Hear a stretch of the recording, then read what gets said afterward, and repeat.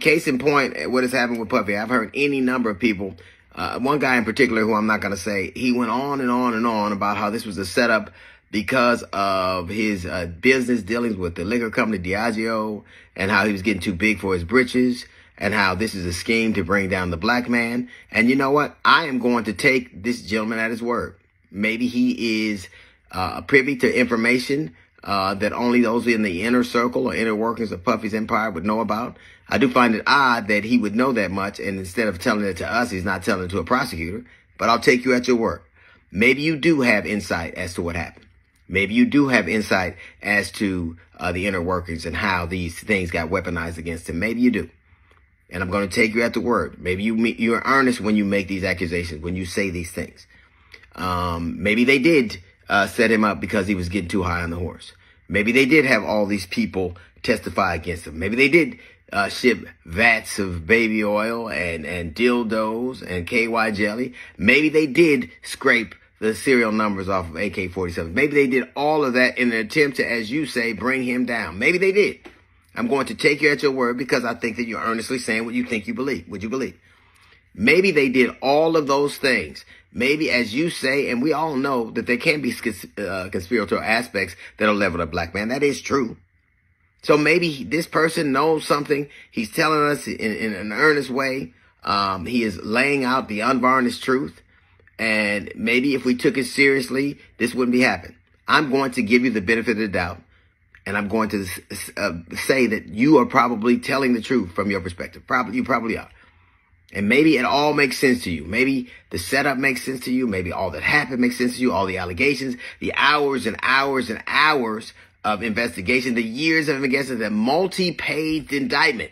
Because it's funny to me that the very same people who say these kinds of things, they don't believe a multi-page indictment against a celebrity they love, but they'll believe a lie on the internet about somebody they don't want to vote for, which seems confusing to me. But I will take you at your word. You seem to be an earnest man who's only concerned about what is the things that are done right. So maybe all these things happen. Maybe the conspiracy is true. And I only have one question. Which one of those conspirators beat the shit out of Cassie in that hallway? Which one of them? Which one of his business dealings? Which one of those people he was in business with? Which one of those people who were trying to bring him down beat that girl and kicked that girl and dragged her by her hair? So if that is your stance and all those other things are true and they did all those things, we need to get the dude who brutally beat the shit out of that woman in plain sight. That's a little note from the GED section. Got a jazz report coming up in 15 minutes. It's the DL Hughley. Diego and Puff settled out of court in January 2024.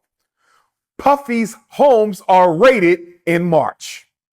There's no way you're going to convince me that a company that powerful, Diego operates in 180 of 194 countries in the world. They operate in 180 out of 194 countries in the world. You are not going to convince me that 1 + 1 does not equal 2. There is no way they were forced to settle with Puffy in January, and less than 2 months later, his homes are raided. Watch this timeline. He sues Diego in the spring. Cassie comes out in the fall. He settles with Cassie in 24 hours. Diego is watching this. So when Diego decides to settle with Puff outside of court, they did this knowing full well we're about to go after you and destroy you. You are messing with the Illuminati. You have no idea who you effing with, Sean Combs. And when Puff was so quick to settle with Cassie, that showed the whole world he was vulnerable. That showed the whole world he had skeletons in his closet. And do you know what I think Diego did after they settled with Puff? I bet you after they settled with Puff, they probably never even made it to the airplane. They picked up the phone and they called King Charles III.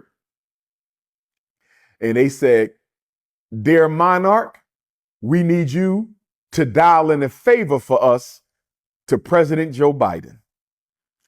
Because this Sean Puffy Combs, this little nigga out of New York City, He think he can go to war with the big boys and not pay the consequences. Sean Puffy Combs, that hip hop king out of New York, he think he can tell white people what to do. He think he going to rob us for a couple $2 billion and get away with it. It's not going down. Dear King, please make that call on behalf of your citizens. That's what I believe happened.